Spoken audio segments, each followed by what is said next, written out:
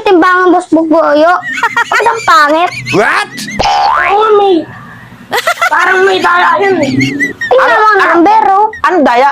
Wala daya, akin timbangan ha. Yan, meron number oh, kompleto.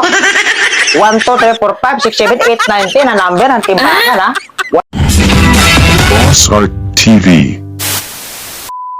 May dalawang magkaibigan.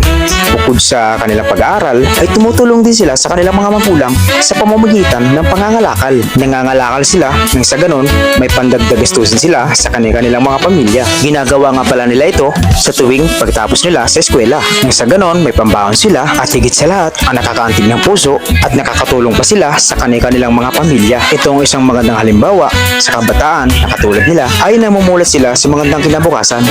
Boss Bugoyo, kapusta? Oh, kamusta? Okay lang. Ito, nagkalakal kami. Kalakal, ano yun? Kalakal. What? Dami to, maano to, mabibigat to. Ano ito? Ano yun kalakal? Ako tingin. Mamaharin nga, kalakal ha. Ah, ayos ha. Magkano inyo benta? Magkano? 1K. Ate, benta ito. Timbangan to ha, timbangan. Ano pa laman? 1 trillion yan. Ano pa laman yan? Madami. Marami? Aba, marami nga ha. May bote soft drinks ha.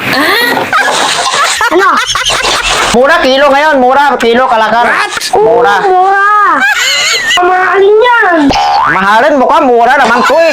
Tingnan yung timbangan, boss Bugoyo. Bakit ang pangit? What? Oo, may... Parang may daya yun eh. Tingnan mo ang number, oh. Ano daya? Wala daya, akin timbangan ha. Yan, meron number oh, kompleto. 1, 2, 3, 4, 5,